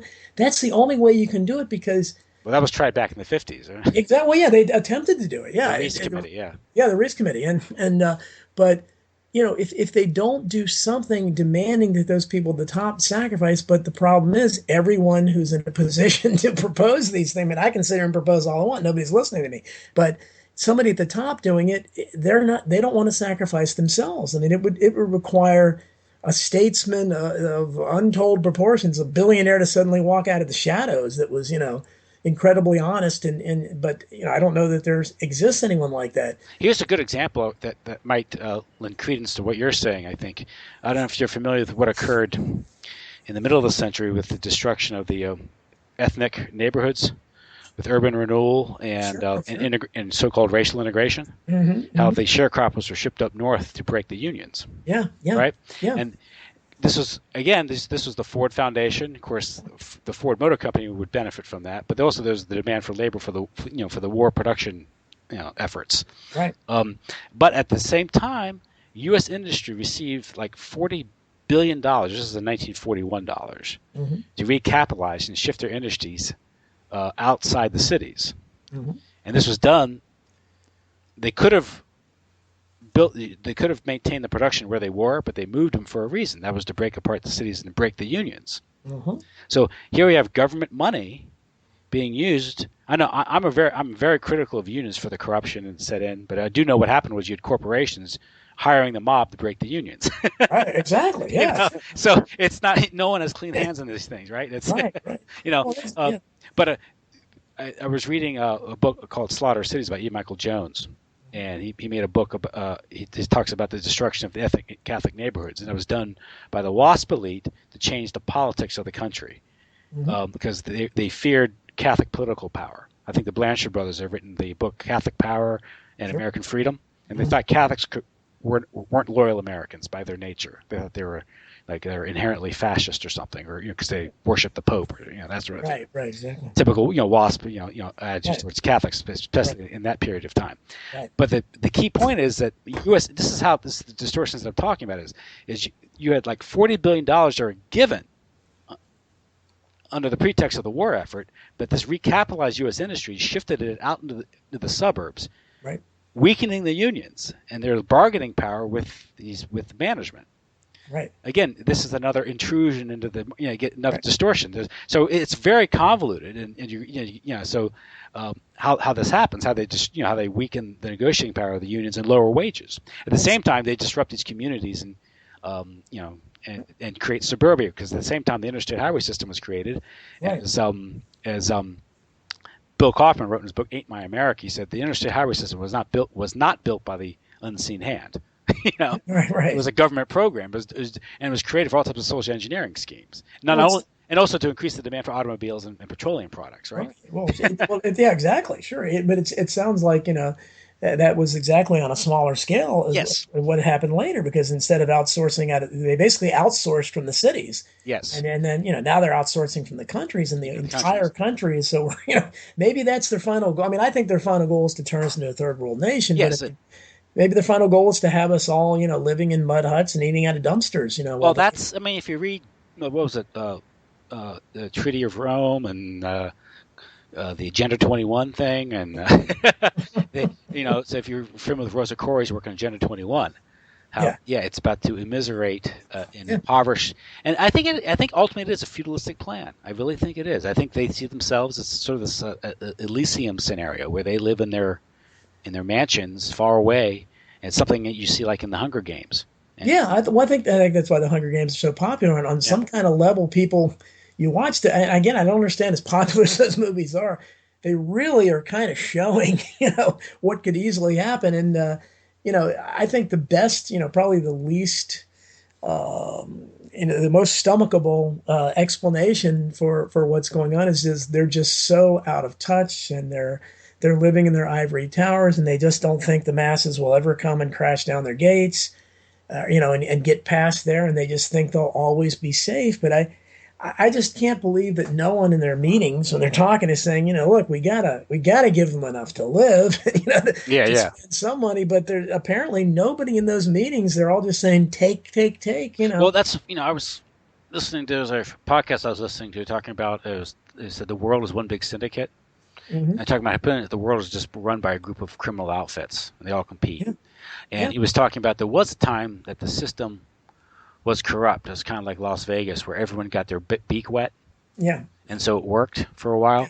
But now, it seems the people that it's been corporatized, Hmm. and now people are being pushed aside, and they're being marginalized, and that's you're getting a lot of people who no longer can support themselves, can be supported by the system. So the corruption has simply gone too far, Yeah, well, which is a stage in civilization, they say. So yeah, well, I think that's what, and I think the main difference I see between, I mean, I'm working on hidden history too, the prequel, now in our pre 1963. So, I mean, corruption obviously has always existed, but I think the main difference between like even the corruption of say the 70s or even the 80s and now is that at least you had a competence, the trains ran on time, that kind of thing. And it's becoming more and more just a monumental incompetence surrounded. I mean, it's a mishmash of corruption and incompetence, and the corruption is growing worse and more, more in just by the minute. But the incompetence is there, where at least before, like I said, things got done, even though you knew at the top people were getting kickbacks, they were doing corrupt things. But now, as you said, the corruption is so systemic, and it's almost like the system has been taken over. Like the corruption is the life force that fuels the system at this point. hmm And it's just so I've said that you would need a giant vacuum cleaner just to vacuum out. And I look at it where I think really at all levels of our society, any people that have any kind of influence or power, they're just so outnumbered by the corrupt to the honest. I mean, there's lots of honest people left, but there's so many people that are so corrupt that are running things at all levels that the honest people just are they're overwhelmed. If they try to even do anything, they just can't do anything at any level, from the local level on up. And that's the problem, is that so many people have grown rich off that. And again, I guess it's I don't know, I've never benefited from corruption, but I guess it's it's a good thing to them. It feeds them, and they lead a better life, and that's all they see. Maybe a lot of them don't even think they're being corrupt. I don't know. I mean, I think a lot of them try to tell themselves that because certainly we know a lot of them go to church. yeah, yeah. I don't know how they look themselves. I really don't. A lot of them call themselves born againers, and it's like, That's, geez, I mean, you just laid off 25,000 people last week, and you gave yourself $100 million in salary this year. How do you possibly go to church and not fear suddenly bursting into smoke or something as soon as you walk in? But somehow they don't, and I don't know if they just delude themselves into that they're being rewarded by God, even, that they're so great and all these riches are just coming to them. But, those of us who analyze it, well, it's the gospel of prosperity, right? yeah, exactly. The gospel. I mean, that, and I think that is a lot of, I don't know how many of them actually believe that, but certainly they've sold a lot of people on it where they just, they believe, and it can come to you too. The positive thinking thing where if you just picture yourself, and all these things are going to gravitate to you. And I think it's kind of like the feed the pig thing, like I mentioned before, where it's really kind of slap in the face to people because it just ignores the essential fact, the incontrovertible fact that people are barely scraping by. They can't pay themselves first. They can't even pay all their bills. You know, they're juggling bills and the cost of living. So, but you'll still hear this all the time. And it's usually very wealthy people who aren't living paycheck to paycheck. They're advising you to do that. Yeah, there was a skit on Saturday Night Live one time where who is that woman? Orman, Julie Orman, the financial guru. She's Oh on yeah, yeah. PBS. Susie Orman. Susan Orman. Yeah, yeah, This yeah. guy calls up and goes, "I'm broke," and he says, "Well, you're broke. I think it might be time for you to dip in that 401k." Yeah. I'm not surprised. You don't understand. I live in a trash dump. Well, you better. Exactly. Yeah.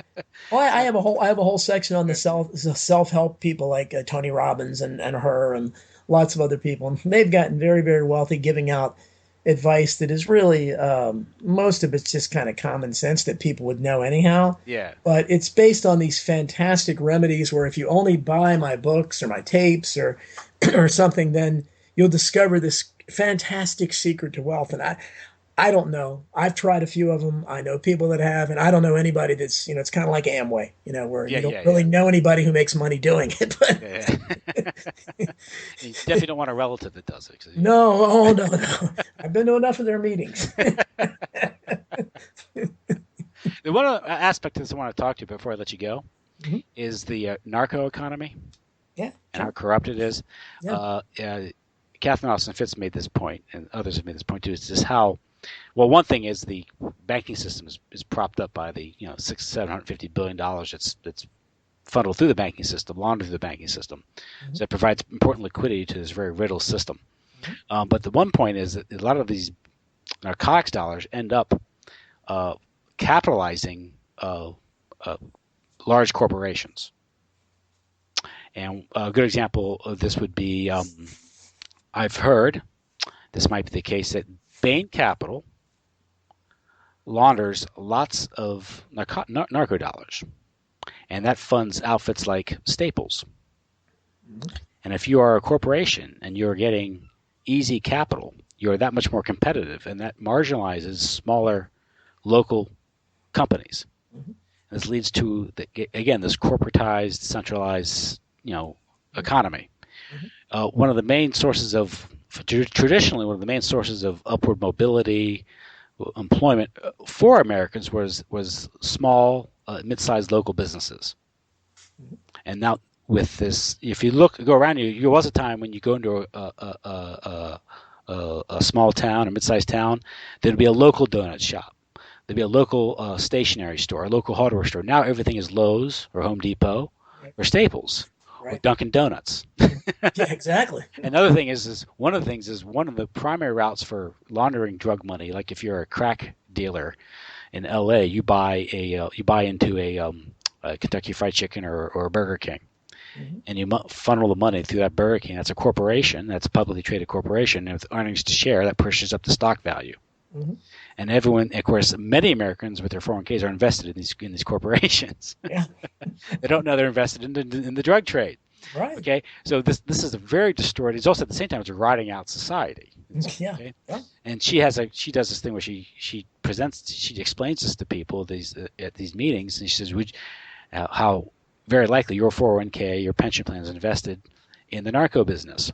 But if you want to get rid of drugs in your community, and we could press this button right now and get rid of it, but it would cause your 401k plan and your pension plan to plummet, would you do it?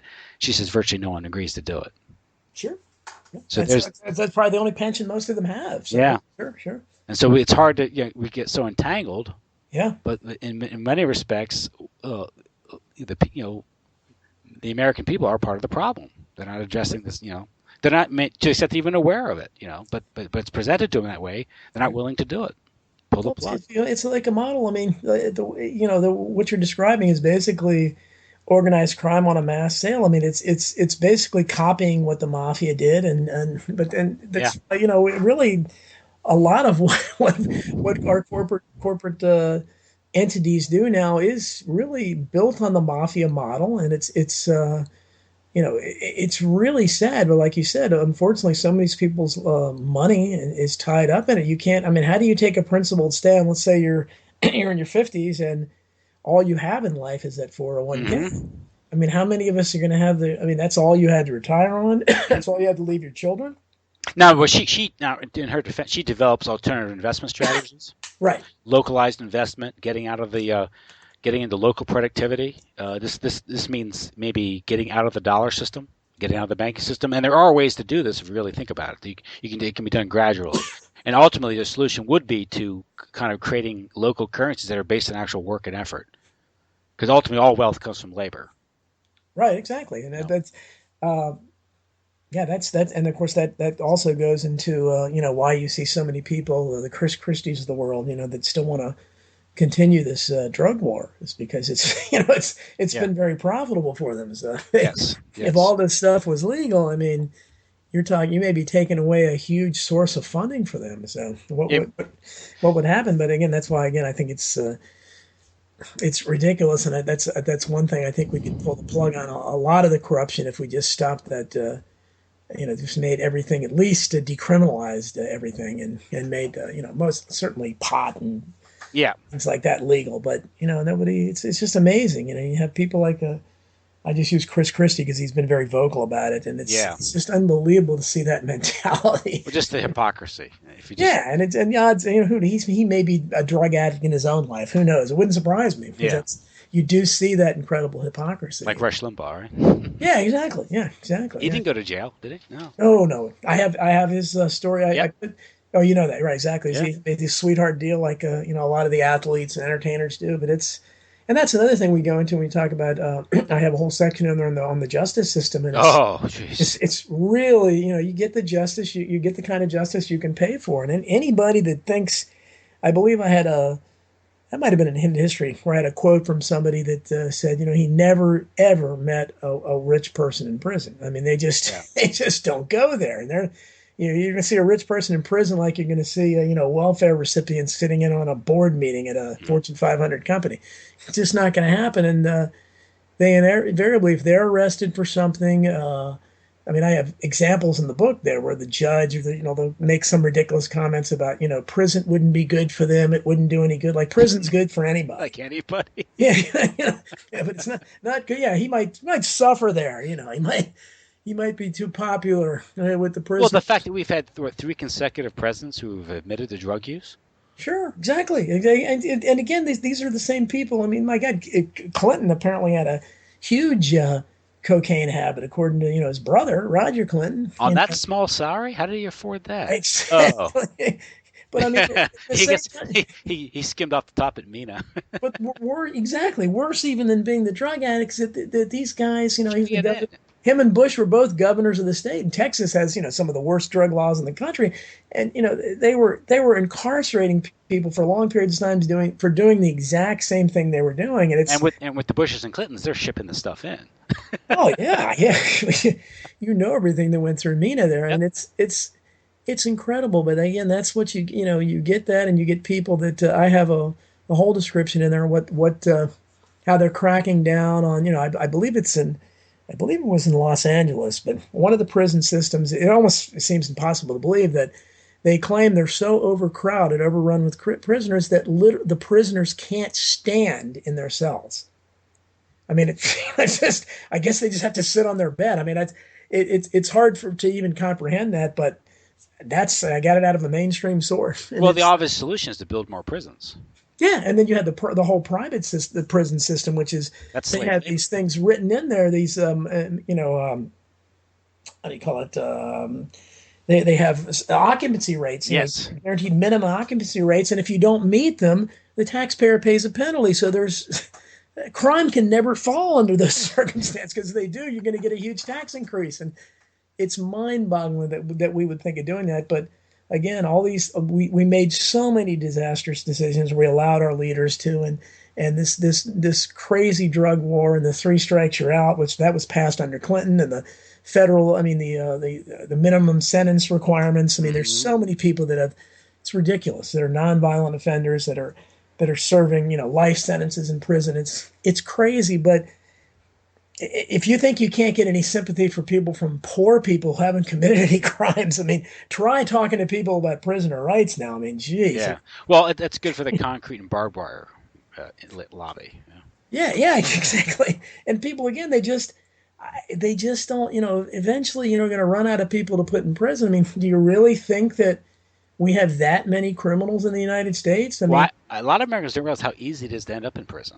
That's another thing. yeah, They're still very naive about the criminal injustice system. They still think it has some sort of basis in justice, and yeah. and they don't realize. First of all, for the vast majority of people, a rigorous defense simply isn't affordable, so they plea it out. That's why you have 95% conviction rate, right? Yes, the average public defender. I think I have it in Yeah. the book. I think it spends 5 minutes or something like that. Yeah. I mean, and that 5 minutes is devoted to what kind of plea we're going to work out. Yeah. And a lot of those also aren't really crimes. They're just No, yeah, they're not. and if you can't afford a lawyer, you can't tell your lawyer, I didn't do it. Oh, no, we got to work out a plea. That's it. You can't even plead not guilty. Yeah. It's like, I mean, that it's not like it is on television, Now, unless it becomes a cause celeb. If you might be, especially if they throw a racial element or something like that in there, maybe you'll get, a leftist attorney that'll get yeah. you real defense. But other than that, if you're just an average guy and the media doesn't pay attention to it, which they're not going to 99.9% of the time, you're going to get no defense. And like you said, you're going to be summarily convicted. There's no suspense. The jury's going to convict you. But if you're rich and you're wealthy, it's going to be almost impossible for you to be convicted of anything. Yep. It's incredible. But again, there's to say that we have a double standard of justice. But I think that's probably the most visible way that we see the benefits that the wealthy enjoy is that they literally can buy justice, and so that they, no matter what they do. I mean, I have the story in there. I couldn't even believe it myself when I read it. I can't remember the guy's name, but he was the son of Lyndon Johnson's press secretary, I believe. He's one of these kids that one of the early precursors of school shooters. He went into his classroom back in the 60s or 70s and opened fire and shot and killed his teacher. Now, he served an incomprehensibly small sentence in a juvenile detention facility. He never went to prison, I don't believe. He is out today, and has been out for his entire adult life, and is a high-profile attorney in Texas. I mean, just think of what would have happened to somebody like that. And I don't know that there was any kind of public outcry from the community or anything like that. And I don't know if people just expect that, but just imagine having this guy as your attorney and knowing as a teenager he went into school and shot and killed his teacher. And he really suffered no punishment for it all. And then you'll have, poor schmucks that are serving a life prison for, robbing vending machines 3 times or something. Yeah, yeah. It's the system is so convoluted, but one thing it is obviously is monumentally unfair. Well, overall with the economy, I've heard I think it was Jack Blood, the radio show. He said he calls it positive austerity, and he's getting rid of all this waste. Whether it's the military spending, the national security BS, and all that. If you could liquidate all that and give everyone this huge tax cut. Sure. Well, the Grace Commission in the 1980s at that time found that I believe 1/3 of all spending is completely wasted. You could completely cut it by 33%. No one would suffer, and I can't believe it hadn't gotten worse since then. So you might be able to cut half of it, but Reagan, Mr. Anti-Government, people did nothing about it. They didn't act on the recommendations, and everybody forgets the Grace Commission now. But yeah. That's something we could do. That positive austerity, definitely. One man's boondoggles, another man's, paycheck. Right. Well, that's true. That's true. That's what it is. I think it literally, if someone were to come up, like a Ron Paul when he was proposing, right, when he was proposing these cuts, mm-hmm. he's stepping on so many feet. I mean, that's why his campaign in 2012 was, the Republican Party had to, shut down the fact that he did win Iowa. Oh, oh and, God, and, it and he was, would have won New Hampshire. yeah. You know, I mean, he had so much more support than anyone else. uh, It was ridiculous. exactly, and they had to really change the rules on him.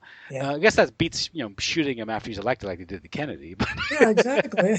But when you run into, you know, I mean, I still have strong libertarian instincts too. But the problem is when you run into the libertarian solution that because they've created such a monstrous bureaucracy and such a system that is so out of control. At this point, like when Reagan entered office, we're talking about okay, he didn't even he could have abolished the Department of Energy that had just been yeah, it's just created. 2 years. How old was it? 3 Yeah, years. exactly. Yeah. And he didn't do it. Did nothing. He was talking about the Department of Education. He didn't do that. He didn't cut even a single sub agency. You might have been able to do it that time. The problem is now even Homeland Security. I mean, some monstrosity like that obviously shouldn't. It doesn't have the right to exist. But what at this point we already have 94 to 100 million adults out of work. If you cut out all these agencies, all those people are going to be out there too, and it's such a huge problem now. And they created it because all those people that have those jobs, there's the industry isn't out there anymore. You've outsourced it all, you sent it all offshore, Yeah. and you can't. I mean, everybody's talking about being an entrepreneur and that nonsense. And again, you're talking about But 7% of the people. at some point you have to realize that if you've imbibed too much the night before, you have to suffer that bellyache in the morning. Oh yeah, we You know, got a big bellyache yeah. coming. That's The for sure. problem is, how that plays out politically Yeah, in a nation of 320 million souls.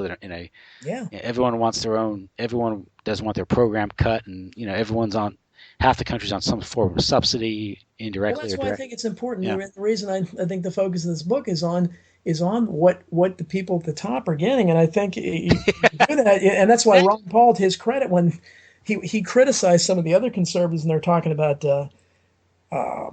welfare and things like that. He said, "Well, I think we can begin. I think we can begin somewhere else." And he's exactly right. You start at the top, and The military-industrial eventually maybe you get complex. down to that, but you get rid of the corporate welfare, get rid of the things that definitely no one is going to be hurt from.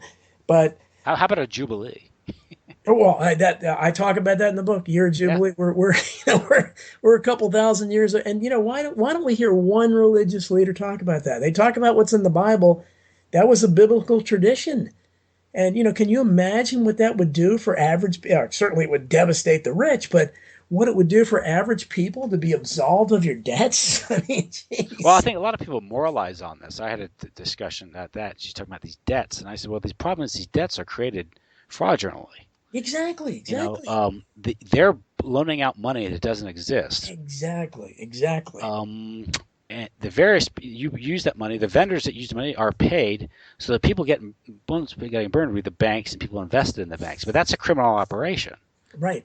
The banks themselves Exactly. are That's criminal. why I don't feel bad. I try and tell people that, I don't feel bad. I mean, I would feel bad if I owed an individual money. Yes. That's different. It's different. Yeah, Yeah. because I am being a deadbeat, but I'm not being a dead if I'm not being paid enough to pay and all any kind of loan I get, like you said, 90% of the principal is created out of nothing under our Yeah. fractional rules, and obviously 100% of the interest is. So they took no, talk about taking a risk. Yeah. They took, I mean, wouldn't you love to be able to lend somebody $1,000 when you only had $100 in the bank account? Well, because traditionally their moral justification for interest. Yeah, In the past, they called it usury. The Catholic exactly. Church called it It usury. was a mortal sin in the It's a Catholic Church. mortal Yep. sin, yeah, and Yep. somehow that changed. Yeah, yeah, sure did. Someone get paid. Does the Yeah. Pope get paid? But now the justification for interest would be a time preference and a risk. Hmm. Meaning, if you loan someone money, that's money you can't use, and you face the risk. But the problem is under the current system that doesn't obtain because that money didn't exist prior to the loan. Right. And they're getting bailed out because, particularly like with mortgage insurance, Yeah. where they get the house and the mortgage Yeah. insurance. Yeah. Well, they're not taking any risk because I mean, they're anything they get back on it. If you get back your initial say 10% investment, you're going to obviously get back more than that with the first payment. Yeah. So anything you get back, you made out like a bandit. And it's amazing of people, but they give you that blank look because they just don't understand how debt is. And talk about a subject that no one talks about other than Ron Paul talking about the Fed. No one talks about bankers. And I mean, and that used to be a big political issue. Andrew Jackson, that was his Yeah. baby. That was what he ran on, and I he's, think on his deathbed he said, I killed the bank. yeah, yeah, exactly. So I mean, this used to be an important issue. Obviously, Thomas Jefferson talked a lot about it, but no one has for a long time, and it's something that people can understand. I think most people are gonna, if you can try to sit there and say, look, do you understand where we're letting this entity create money out of nothing, then we're paying them back and paying them interest. The government is inexplicably, instead of printing their own money, and then every loan that goes into being, whether you're getting a car loan, a mortgage, a Hmm. personal loan, a credit card, any of that stuff, it's you're not being a deadbeat if you can't afford, because they've already made out on you. And then it would be nice, if you get millions and millions of people that just refuse to pay. I mean, you're probably never going to get to do that, but certainly a year jubilee would be, boy, that would be about the best thing that could happen to this Well, I country. mean, or either they're going to paper it over anyway because you can't $18 trillion debt. Right. You have all these unfunded liabilities, and you have what's going on in Europe, and they're just printing. The European Central Bank has already violated it. They weren't supposed to, print Right money. wingers used to talk about just absolving the debt, and the debt, it's not our debt. That's why I hate it when people say that. It's like, look, it's banker debt. Yeah, It's not. We didn't sign on to this, but they make you try to feel, well, even as a nation collectively, we can't spend more than and that kind of stuff. It's like this is nonsense. What I didn't sign on to loans with China. I mean, I didn't do these things, yeah, and I know. Yeah, and we shouldn't be responsible for it. But again, nobody's going to bail us out, and until we confront how deadly the banking system is, it's you have to confront. But it's every time I cringe when I hear people talk about how much in debt we are as a country, and we have to do something about that. Yeah, we have to repudiate it. pure. We have to Yeah, well, expose what the banking system they is. do it anyway when they monetize a debt. That's a form of repudiation. Exactly. I mean, if I Exactly. were a company issuing bonds and I just borrowed more money to pay the bonds off, that's fraud. Yes, exactly. Well, what bankers do, every bank every day does what every counterfeiter is in prison for. Yep. And it's legalized counterfeiting, and but you can't get people to understand that, and they still want to throw a counterfeiter in jail. It's like, what do you think this is? I mean, this is legalized theft, Hmm. fraud, graft, whatever you want to call it. But to be able to lend money you don't have, I mean, that's just mind-boggling. Just imagine, like I said, Why can't I? imagine, Why can't I do that? yeah, imagine what kind of power you would have if you go around to all your neighbors. Yeah, I'll help you out, I and just make entries in my checking, my bank yeah, account as yeah. long. I'd love to be able to put down, that I had, $10 million in the bank. Sure, You we'd know, all love to be able to do that, but that's some power that the individual citizen yep. doesn't have, and it's That's for the masters of the universe, not for people, exactly. people like us. So, well, listen, I've had you a little longer. I want to thank you. We're getting close to Christmas Eve now, so I want to let you go. Well, I enjoyed talking to you anytime. I want to thank you. It's a great talk. We covered a lot of ground. And so again, your book, Hidden History, expose of modern crimes, conspiracies, and corruption in American politics. The book you're waiting on is You Didn't Build That. Yeah. And I had the benefit of reading the first 7 chapters of that book, the manuscript, and it's very thought provoking. I can't categorize it, left or right, but that's a false paradigm anyway. Yeah, that's what most of my stuff is. But like I said, is when you're talking about the economy, just how screwed up, how corrupt, and how convoluted it is, it's very hard to sort these things out. But it's an interesting read. It's very thought provoking, and I hope you get it published soon. I hope so too. I'll Okay. be sure to let you know. I hope we waited a while on it, but hopefully it's going to happen soon, and that people will be able to read the whole story. Great. Okay. Well, Donald Jeffries, thank you, and I wish you Merry Christmas and Happy New Year. Same to you, Tim. Thanks for having me. Good night. Bye bye. Good night.